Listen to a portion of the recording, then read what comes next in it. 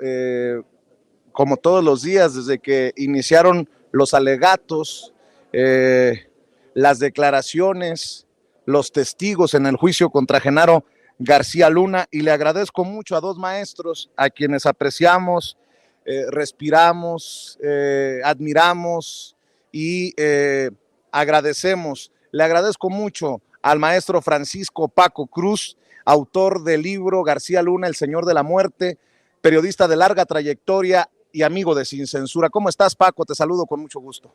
Vicente, ¿cómo estás? Muy bien, gracias. Buenas tardes ya. Mira, pues seguimos, ¿no? La segunda ronda, después de que ya se definió desde el lunes pasado el rumbo que va a tomar el juicio, la historia que van a construir en los fiscales allá en Nueva York para acercar a García Luna. Hoy continuamos con Óscar Orlando Nava Valencia, que no es cosa menor, ¿eh? Es quizá el hombre más cercano a, a Nacho Coronel, el tío de Emma Coronel, y es un hombre que entregó de mano parte del dinero del narcotráfico a Genaro García Luna y que lo conoce desde que operaban en 2001, aunque él, su participación de entrega de dinero es en 2006. Y hoy no opera ya, mira, el cártel de los Valencia, pero es un cártel que aparece, desaparece, pero que tuvo mucho trato con Genaro García Luna. También se le conoce, recuerda, en ocasiones como el cártel del Milenio o los Reyes del Aguacate, porque operaban en Michoacán, su zona natural, el estado de Jalisco, Colima y Nayarit, pero también ellos eran responsables de las operaciones de Centroamérica y parte de Sudamérica para traer droga a México hasta el aeropuerto internacional Benito Juárez o aeropuerto internacional de la Ciudad de México, que operaba bajo control directo de Genaro García Luna. Así que es un hombre que lo conozco bien y para mí es cómo van operando las narrativas y cómo, mira, yo te decía, hay que tener cuidado porque los fiscales de Estados Unidos están construyendo o reconstruyendo el complejo mundo del narcotráfico en México, y eso es lo que le están mostrando a los jurados. Eso es lo que le están mostrando. Primero, el tamaño del monstruo, y ya irán apareciendo poco a poco las pruebas, pero le están mostrando el tamaño. Ya te decía la semana pasada, abrieron los caminos para España o Europa a través de los trinitarios, la comunidad judía, y eso significa la mafia de Israel. Hoy la llevan a los Valencia, que conocen muy bien la forma de operar de los viejos clanes del narcotráfico en Colombia, como la familia Ochoa. Claro. Entonces, están construyendo un mundo, y eso yo decía, hay que tomarlo muy en cuenta. No están arrancando de todo lo pesado, están arrancando con algo pesado para ir diciéndole o contándole al jurado cómo verdaderamente opera el narcotráfico y cómo operaba a través de las manos de Genaro García Luna y su gente de México y de Centroamérica y Sudamérica a Europa y Estados Unidos y a Nueva York en concreto. Así es, mi querido Paco, y fíjate que, bueno, por cierto, le tengo que decir a la audiencia de Sin Censura que regresaremos a Nueva York a la cobertura del que consideramos el juicio del siglo, Estados Unidos contra Genaro García Luna, en los próximos días. Pero estoy siguiendo a los colegas que respetamos, admiramos y que incluso hemos entrevistado una y otra vez aquí, que son los corresponsales al interior del edificio de la Corte del Distrito Este de Nueva York, en el centro de Brooklyn. Leo a Jesús García, corresponsal del periódico La Opinión en Los Ángeles y también periodista del Diario de Nueva York, y dice: Óscar Nava Valencia, el Lobo, afirma que entregó directamente $10 millones a Genaro García Luna. El Lobo, bien lo decía ya el maestro Paco Cruz, es del cártel del Milenio y tuvo acuerdos con Arturo Beltrán Leiva y el cártel de Sinaloa. El Lobo es el cuarto cooperante y conecta los dichos.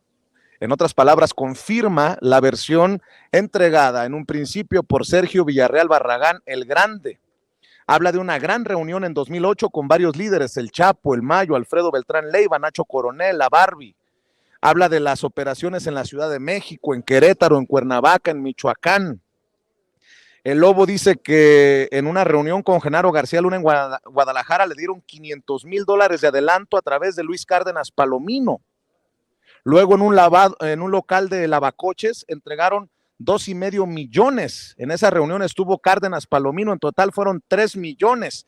Nuevamente, la figura de Cárdenas Palomino tomando relevancia como el achichincle mayor de Genaro García Luna, tal como lo pintó también en su momento Sergio Villarreal Barragán, el grande, mi querido Jaime Hernández. Don Jaime Hernández, editor de La Jornada Sin Fronteras en el gran periódico La Jornada, fundador de su canal de YouTube No Apto para Cínicos y miembro de esta familia sin censura. También escuchamos tus puntos de vista, Jaime. Buena tarde, querido Vicente. Buena tarde, querido Paco Cruz. Pues sí, efectivamente, en el inicio del cuarto día, se tenía prevista la comparecencia del famoso Lobo Valencia, así se le conocía en el submundo del narco.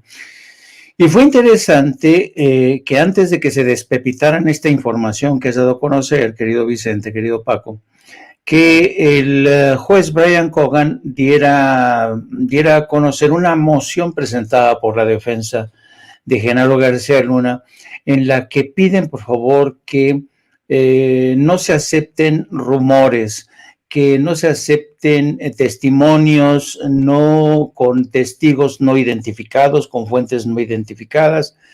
El juez Cogan aceptó este tipo de planteamiento de la defensa, y en esta moción que ha presentado la defensa, pues se ve la preocupación por el calado de las declaraciones del propio Lobo Valencia, por las declaraciones de la semana pasada de Sergio Villarreal el Grande.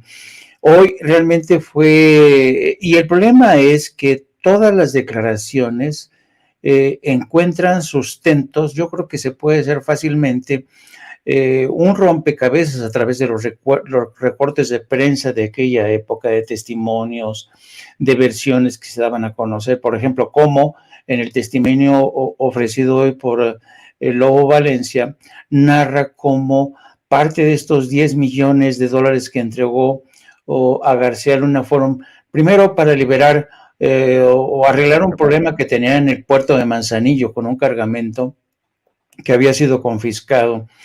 Y luego también, entre todos los carteles, en las reuniones que tú mencionaste, se habían puesto de acuerdo para hacer una especie de polla, ¿no? Que se llaman, una cooperacha entre todos los carteles para hacerse con el control, sobre todo del Aeropuerto Internacional de la Ciudad de México.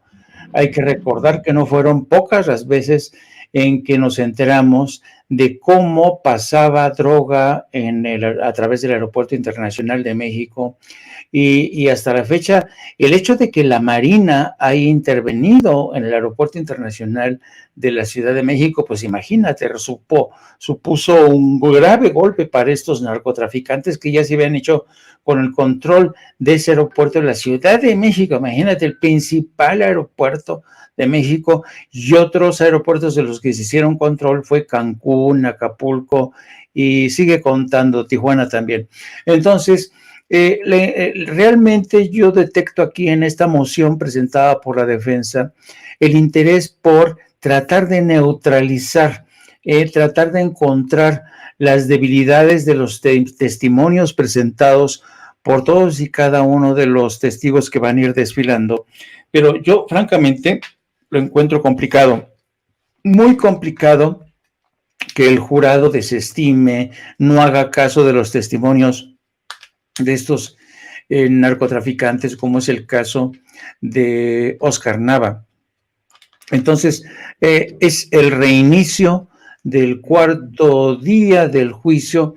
Vamos a ver qué da de sí esta jornada, pero insisto, el hecho de que la defensa insista en el hecho de que los testimonios tienen que estar sustentados con testigos identificados, fuentes identificadas, me habla de la preocupación que hay en la defensa y sobre todo la intención por neutralizar estos testimonios que son cargas profundas realmente para la estrategia de la defensa. Yo no sé hasta qué punto un jurado, después de escuchar el testimonio de Lobo Nava, va a decir, ay, no, pues sí, voy a hacer caso al juez, y que no haga tanto caso si acaso estas versiones no son aterrizadas con fuentes directas. Pero yo creo que eso, a lo largo de este proceso, seguramente los fiscales ya han preparado el terreno para aportar pruebas, documentos, grabaciones.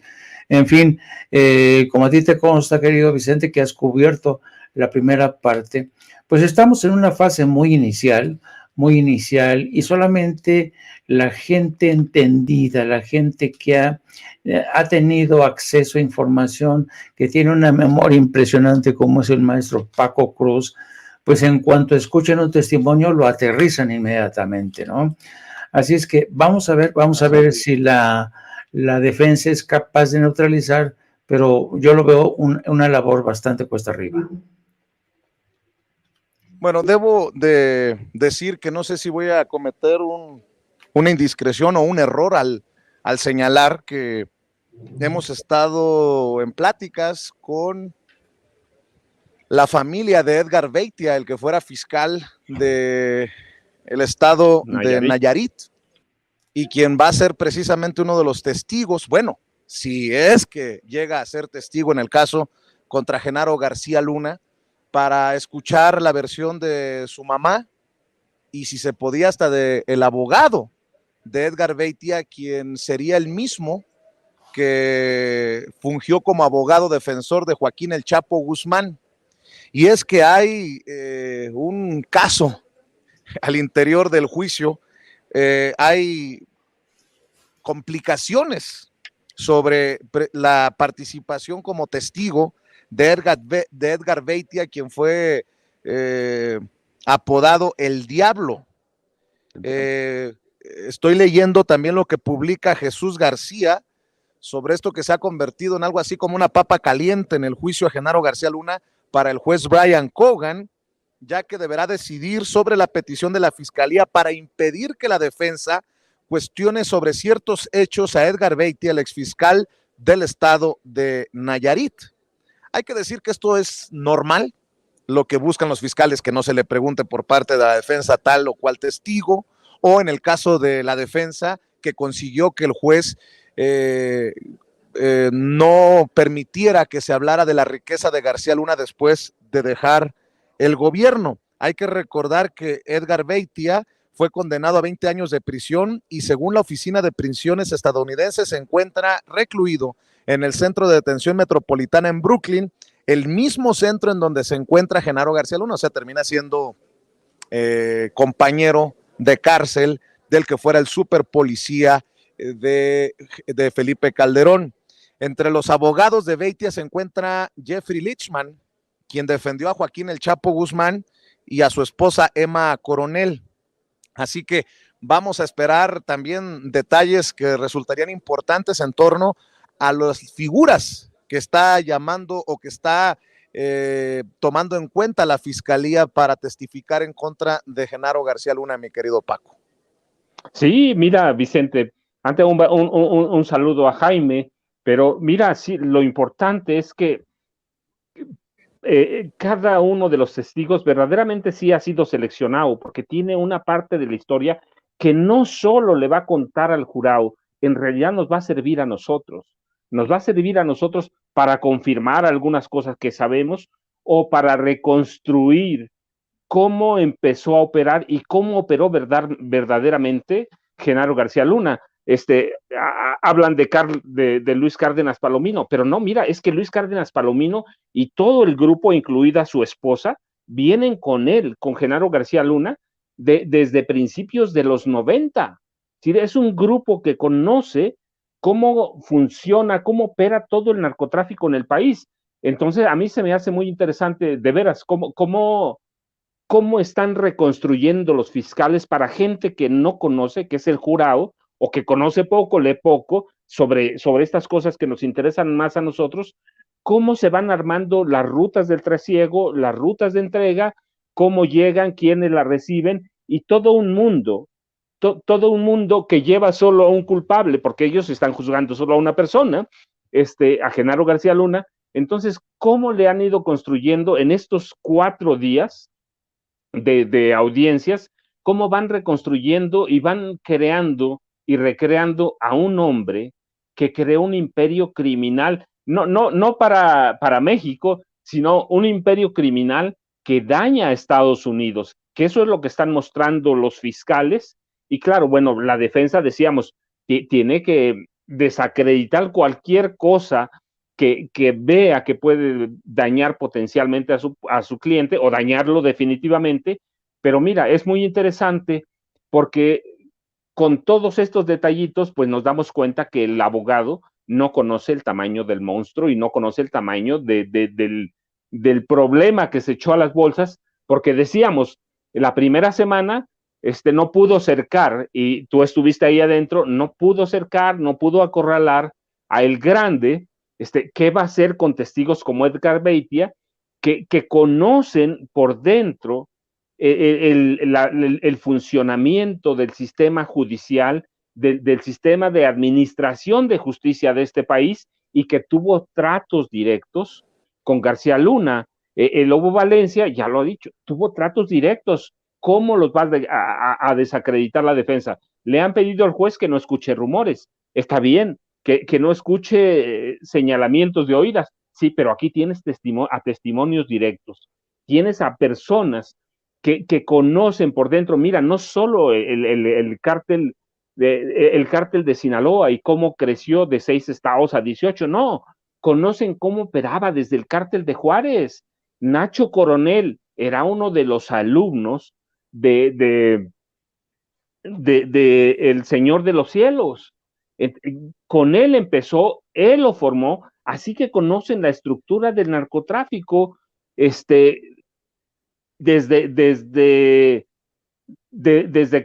los 80, cuando es el gran cambio en el narcotráfico en México, y lo empiezan a tomar bajo su mando comandantes de la Dirección Federal de Seguridad, o cuando la Policía Judicial Federal prepara una generación de comandantes para hacerse cargo de los cárteles del narcotráfico. Entonces tenemos, te digo, hoy tenemos a Lobo Valencia, que conoció y que fue un hombre muy cercano a Nacho Coronel, y Nacho Coronel muy cercano a Amado Carrillo Fuentes, el Señor de los Cielos, hasta llegar al 2000, 2001, 2006 con Genaro García Luna. Así que nos da oportunidad de reconstruir cómo a partir de los 80, mira, porque es eso, se fortalece y se expande el narco mexicano desde las entrañas del gobierno y de sus entrañas policíacas. Oye, mi querido Paco, mi querido Jaime, he leído y escuchado muchas tonterías de esos que no van a ir a la Corte del Distrito Este de Nueva York, a la Corte Federal, en donde se está desarrollando el juicio contra Genaro García Luna. Es más, no sé si le han dado cobertura a algún juicio de ese nivel, algún juicio federal. Este sería para mí el segundo, después de también darle cobertura al juicio de Vicente Zambada Niebla, el hijo de Ismael El Mayo Zambada, líder del cártel de Sinaloa, allá en Chicago. Y me sorprenden las pendejadas, las tonterías que dicen muchos de estos analistas. Es que no se han presentado pruebas, ni videos, ni grabaciones.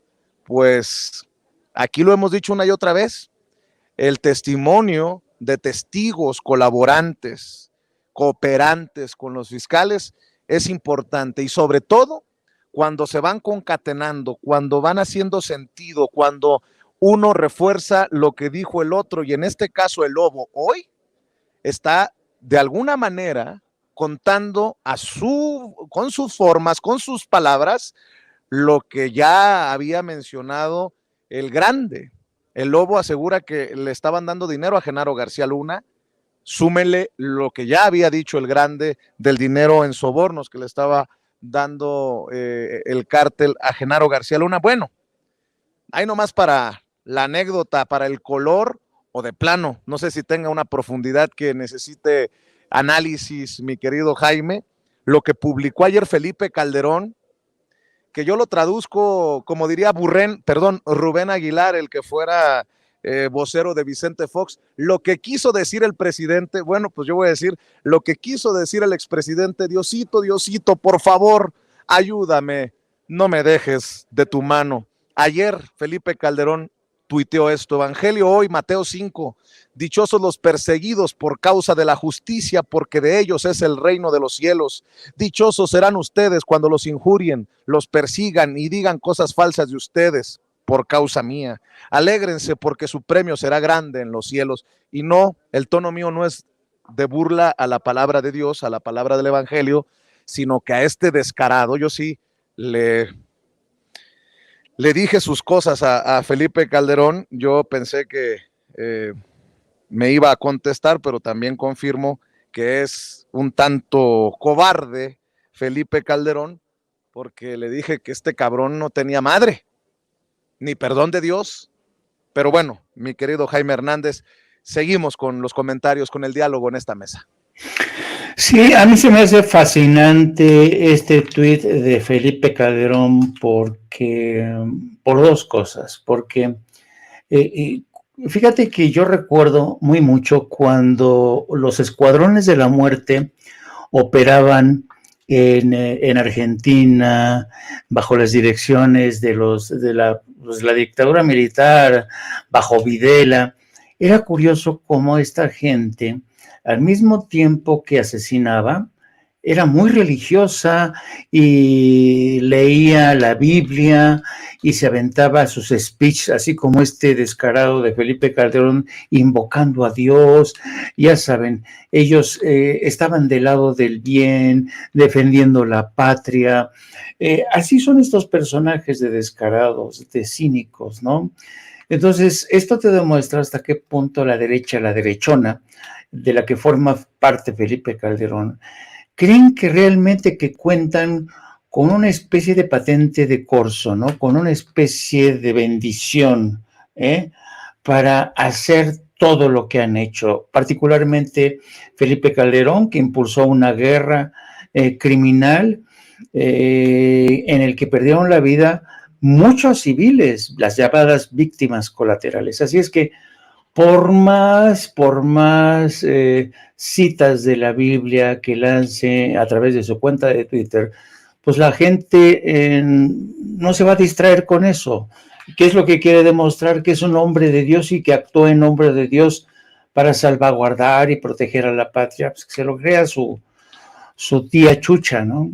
Ahora bien, fíjate, lo interesante de otra vez de lo que decías anteriormente, de los comentarios que han surgido de gentes que dicen que dónde están las pruebas, dónde están los videos. Pues yo creo que esto es un alegato fútil, porque para quien conozca más o menos cómo opera el sistema judicial de Estados Unidos, imaginemos por un momento, en un hipotético escenario que yo veo lejano, pero ok, admitamos que los 12 miembros que integran el jurado deciden que las pruebas presentadas contra Genaro García Luna no son suficientes para declararlo culpable, ¿no? Imaginemos un escenario como ese, ¿no? En cualquier caso, hay que tener en cuenta que hay otras cortes federales de Estados Unidos donde hay casos contra Genaro García Luna. Esta es una táctica que desde siempre ha seguido el Departamento de Justicia, porque, por ejemplo, con el caso del Chapo, contra el Chapo tenía casos abiertos, yo no sé en cuántas cortes de California, de Nueva York, de otras partes. Entonces, lo que ocurre en esos casos es que los magistrados, los jurados se ponen de acuerdo para ver cuál es la corte que tiene más posibilidades de enjuiciarlo y sentenciarlo. En este caso de Genaro García Luna, todos llegaron a la conclusión de que la experiencia de Brian Cogan, el juez, más el trabajo que habían hecho precisamente en esa corte, le daban la ventaja a la Corte de Nueva York. Pero hay que acordarse de que imaginemos que Genaro García Luna sale inocente, ¿no? Pues tiene también un juicio pendiente en Florida que ha emprendido el gobierno de México para tratar de saber dónde quedaron los 700 millones de dólares, ¿no? Eso para empezar. Es decir, el hecho de que se absuelva, declare inocente, que creo que no va a pasar, Genaro García Luna, inmediatamente lo trasladan posiblemente a la Corte de Florida. Imaginemos que en esa corte también lo declaran inocente, quién sabe qué, pues lo reclama el gobierno de México. Y aquí apenas ayer la Fiscalía General de la República, yo creo que un poco de forma tardía, da a conocer que hay dos causas pendientes y órdenes de arresto. Una, por el caso de Rápido y Furioso, que ya sabemos que fue un caso que hasta que no murió un miembro de la patrulla fronteriza, los estadounidenses, particularmente el Partido Republicano, no se preocupó por esa operación encubierta de Rápido y Furioso, una operación que sabemos se realizó bajo la presidencia de Felipe Calderón. Hay testimonios, documentos que prueban que el fiscal general, entre otros que estaban al tanto de esa operación, era Eduardo Medina Mora, que era entonces el procurador, y evidentemente bajo la presidencia de Calderón, quien también estaba informado, pues era Genaro García Luna. Y era un operativo en el que ya sabemos que se hacían caminar, así se le llamaba, armamentos, y Genaro García Luna le daba el tip al cártel de Sinaloa y del Pacífico para que ellos rastrearan esas armas, se hicieran con ellas y perderles el chip, quitarles el chip, en fin, que quedara en manos del crimen organizado. Crimen organizado que las utilizó para matar a miles de personas, pero no es hasta que muere un agente de la patrulla fronteriza en la frontera, es entonces que los estadounidenses dicen, pero ¿cómo puede ser? Ha muerto uno de nuestros agentes. Oigan, pero también murieron miles de agentes en México. Eso nos importa un carajo. Lo que nos importa es cómo llegaron esas armas a manos del crimen organizado para asesinar a un agente de la patrulla fronteriza. Bueno, ese es por un lado. Y supongamos, en un escenario imprevisible, digo, poco probable, pero imaginemos que sale, ¿cómo se llama? Exonerado. El acto seguido sería traerlo a México. Hay una segunda causa que tiene que ver con enriquecimiento inexplicable, por ejemplo, cómo se otorgaron los contratos para la construcción de cárceles privadas. Entonces, como te podrás dar cuenta, Genaro García Luna y su familia ya pueden perder toda esperanza de que este tipo a que lo conocen bajo el seudónimo del Tartamudo ya la libró o la va a librar. Es muy complicado. Ahora sí que lo van a meter en ese circuito del ratón loco, donde si no es en la Corte Federal de Nueva York, va a ser en Florida o quizá otra donde hay causas pendientes, y si no, en última instancia está la justicia de México. Así es que va a ser un calvario. Yo no sé si a los defensores de Genaro García Luna, como Raimundo Riva Palacio, como Carlos Marín, van a tener suficientes bríos, energía, recursos e imaginación para defender a quien era, pues, seguramente sus cuatachos, Carlos Loret de Mola, por supuesto, que se enriqueció curiosamente de forma casi paralela en la que se enriqueció Genaro García Luna, querido Vicente. Así es, de hecho el presidente Andrés Manuel López Obrador no quita el dedo del renglón cada vez que se hace una mención de Genaro García Luna y cómo este cártel desde Los Pinos manejaba todo, incluyendo a medios de comunicación. Entre las cosas que ha dicho Óscar Nava Valencia, el ex líder del cártel del Milenio, declara que García Luna era importante para asegurar el control del Aeropuerto Internacional de la Ciudad de México, debido a que era el punto de carga y descarga de la droga.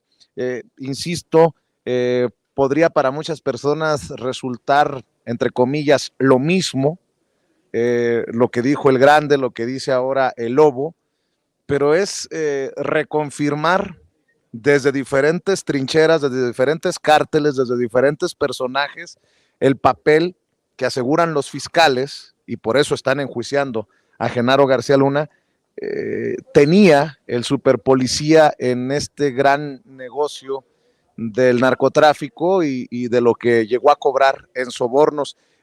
¿Con qué cerrarías, al menos por hoy, mi querido Paco? Bueno, Vicente, mira, primero, la narrativa de la prensa. Recuerdan, en este caso se están construyendo dos narrativas. Una, la de los fiscales para un jurado que no tiene nada que ver con México. La otra, la de la prensa tradicional mexicana que por años, sí, por 18 años, apoyó, protegió y ocultó a Genaro García Luna. Y por otro lado, la de un juicio que, que no entienden, que no saben lo que está pasando y al que pretenden o no, que pueden influir, pero no saben que no influyen en nada.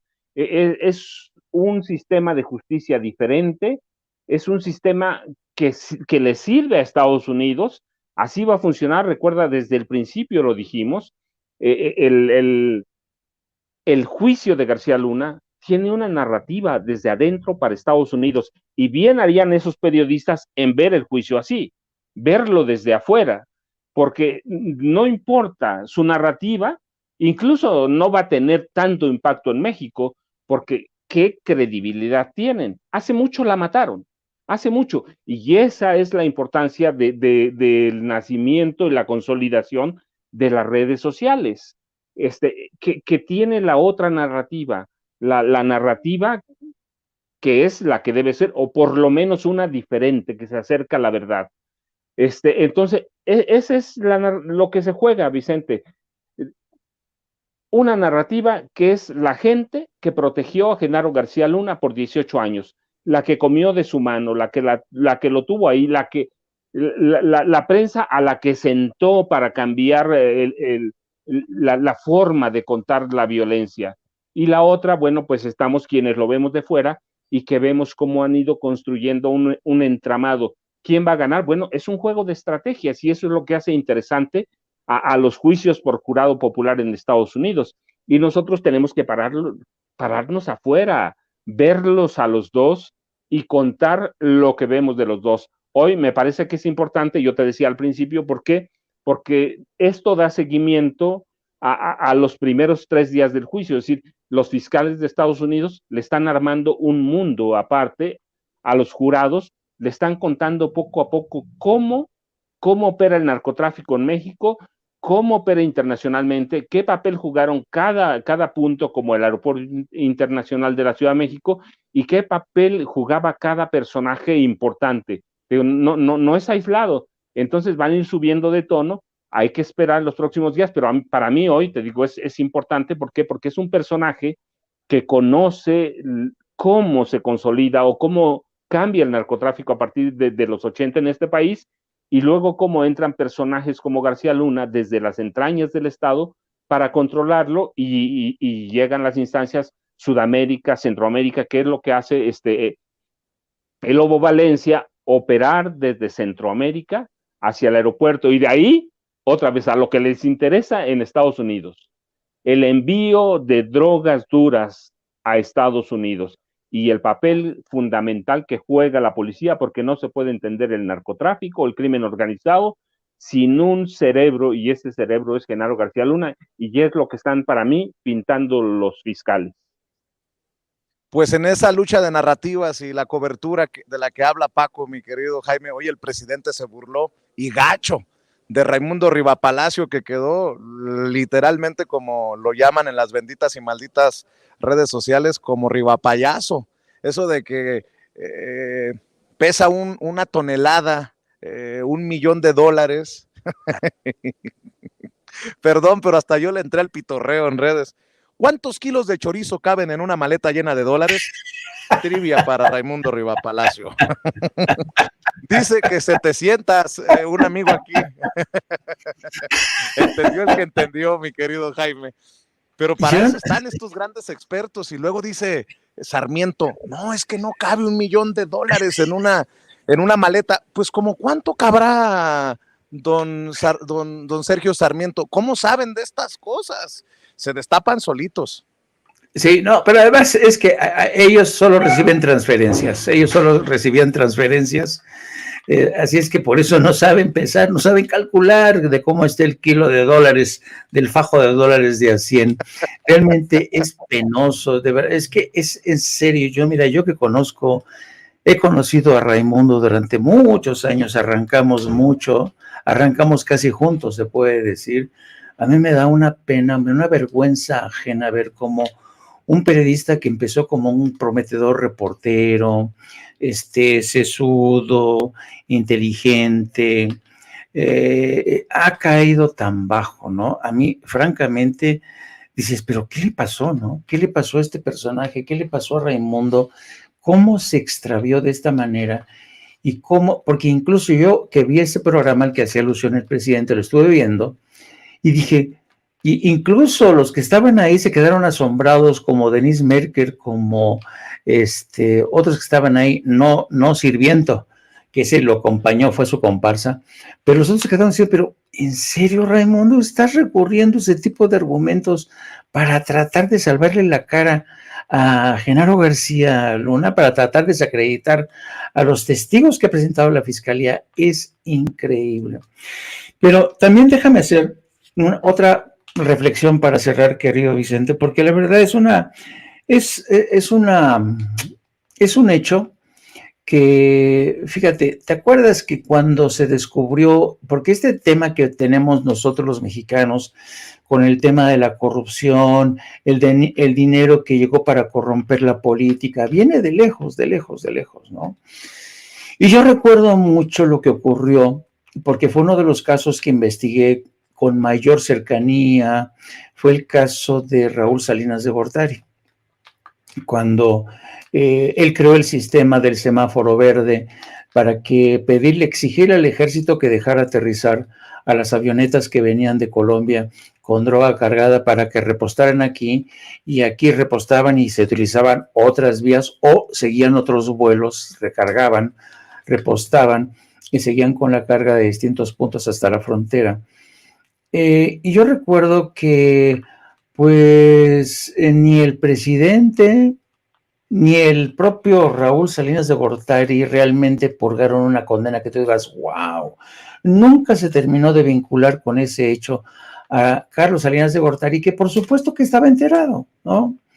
Y la verdad, ese tipo de llamémoslos por su palabra, de impunidad, es a mí lo que francamente me pudre como ciudadano, porque estamos ante un juicio como el de Genaro García Luna, en el que salen testigos por aquí, testigos por allá, hablan de cómo daban dinero, cómo tenían el control de puertos, de aeropuertos, cómo se las arreglaban para desactivar sistemas de monitoreo de armamento que venía desde Estados Unidos. Y yo, querido Vicente, querido Paco, no me creo que no haya estado informado Felipe Calderón. No me lo creo. Pero a mí lo que me jode, lo que me pudre francamente, es que después de esto, quien si es encontrado culpable y es sentenciado, pues Genaro García Luna va a ser un chivo expiatorio. ¿Y dónde se va a quedar Felipe Calderón? A mí me entristece mucho esto de que incluso el presidente habló esta mañana de que la gente ya había decidido en una consulta que a los expresidentes no se les tiene que juzgar, ¿no? A mí eso sí me jode, la verdad, porque entonces ahora resulta que la ley no se tiene que aplicar a aquellos que la libraron por una consulta popular, en el caso de Peña Nieto, en el caso de Felipe Calderón, y yo creo que sospecho que comparto esta frustración y este cabreo por el hecho de que hasta la fecha no haya un dedo desde la Fiscalía que señale a Felipe Calderón. Ha habido algunas indicios, ¿te acuerdas cuando tú le sacaste a Santiago Nieto que la investigación que había en curso contra Enrique Peña Nieto, ¿no? Exacto. Y entonces, ¿en qué se ha traducido eso? Entonces, a mí, esa es una de las partes que a mí me joden por la impunidad, porque, fíjate, ahora resulta que Felipe Calderón, alias Borolas, va a empezar a lanzarnos su prédica a través de Twitter diciendo, Dios nos protegerá, quién sabe qué, y ahí se va a quedar tan pancho en un país como España que no tienen vergüenza cómo le ofrecen refugio a esta bola de rateros y corruptos. Eso sí que calienta. Así es que, pues, esa reflexión que a lo mejor no va a ningún lado, querido Vicente, pero pues yo creo que es una reflexión que hay que hacer al fragor de este juicio contra Genaro García Luna. Déjame despedir al maestro Paco Cruz porque tiene que correr a otro compromiso y bueno, la invitación para que mañana sigamos con el análisis de lo que salga del juicio contra Genaro García Luna. Maestro Paco Cruz, sigo invitando a la gente para que compre, para que busque García Luna, el Señor de la Muerte, el libro de tu autoría y también para que te siga y te apoye en redes sociales. Vicente, más, pero quería antes hacerte un comentario de que no saben lo que pesa $1,000,000, que caben unas cuantas maletas. Mira, te cuento, porque eso está publicado en algún diario, en un reportaje. Sí, en 2008, alguien, una mano anónima, cuando estaba por publicar Cártel de Juárez, ya sabes cómo hablo yo, y siempre digo, y decía entonces que mi libro traía nombres de los capos de entonces, de las esposas de algunos de los capos, que lavaban dinero en Estados Unidos. Un día apareció en un banco un tipo con una maleta que depositó en mis cuentas bancarias $245,000 en efectivo. Así que 1,000,000 caben en 5 o 6 maletas, Vicente, que no es una tonelada, las pueden cargar 2 o 3 personas. Entonces, esa es la anécdota, porque está publicado. Me tardé mucho tiempo en devolver el dinero porque nadie se quería ser responsable. Yo recuerdo que Hacienda me decía, quédese con ese dinero, es suyo. La Comisión Nacional Bancaria y de Valores me decía, quédeselo, es suyo. La Conducef, que es la dependencia que defiende a los usuarios del servicio bancario, me decía, quédese suyo. En el banco, mira, me decían, es dinero suyo. Y entonces yo les hacía una pregunta, pero ¿quién lo depositó? Si me dicen quién lo depositó, pues empiezo a gastar, ¿verdad? En esa época eran casi 2,500,000 de pesos, porque estaba a 10 pesos. Entonces, $1,000,000 caben unas cuantas maletas porque el banco sabía que habían llegado una maleta y que habían sacado en el escritorio de uno de los cajeros, habían sacado $245,000 en efectivo, Vicente. Yo, ya sabes, les agradezco, @Paco Cruz Jiménez en Twitter, Francisco Cruz Jiménez en Facebook. Así que esas son las anécdotas y hay que vivirlas. Claro, oye, nada más para cerciorarnos, ¿sí regresaste el dinero o te ayudamos a gastarlo? Pues yo quería que me ayudara, mira, pero cada centavo, porque además está documentado, se tuvo que hacer, no quería el banco, fíjate, no quería el banco hacerse cargo de ese dinero. Y después me decían algunos ejecutivos, pues démelo así sin ningún papel. No, espérate, ¿cómo te voy a dar 245,000? Porque estaban en mi cuenta y, ¿sabes? No la pueden tocar ellos. Sí, chucha, y tu paleta, le hubieras dicho, ¿y tu paleta de qué la quieres? Entonces, mira, nos tardamos meses hasta que hicimos las cosas bien legalito y ahí tengo mi salvoconducto notariado de que no toqué un solo centavo y que el banco tuvo que hacerse cargo porque no había cámaras que hubieran grabado el depósito, no aparecía el recibo, no lo habían reportado a Hacienda como debían después de $10,000. Así que esas son las anécdotas. Jaime, te mando un abrazote, no creas que me olvido. Estás ahí, te mando un abrazo, ya nos saludaremos mañana. Pero esas son anécdotas, Vicente, y eso me pasó y lo llevaban en un portafolio, $245,000 en efectivo depositados a mi cuenta bancaria. Bolas, pues te agradezco mucho por estas anécdotas, por estas historias, muchas veces detrás de la noticia, mi querido Paco Cruz, y mi querido Jaime también. Cerramos invitando a la gente a tus trincheras porque en un rato te conectas en tu canal de YouTube. Así es, nada más yo quería comentar cómo increíble, ¿no? Cómo al maestro Paco Cruz no lo abandona la voluntad, mira que ponerte enfrente esa cantidad de dinero, híjole, mano, pero eso les habla de la calidad y la entereza de periodistas que colaboran en este proyecto. Qué chingón, Qué chingón el maestro Paco Cruz. Y sí, les pido, dentro de casi menos de una hora vamos a estar al aire en No Apto para Cínicos, transmitimos a partir de las 14 horas. También les pido que me sigan a través de mis redes sociales en @JaimeJourno y también a través de la sección de La Jornada Sin Fronteras de nuestro gran periódico La Jornada. Un abrazo a los dos, querido Vicente, querido Paco. Te mando un abrazo, gracias Jaime, gracias a Paco Cruz y gracias a todas las personas que siguen conectadas en estos momentos en Sin Censura, después de casi 7 horas de transmisión ininterrumpida desde que arrancaron Toño y don David con el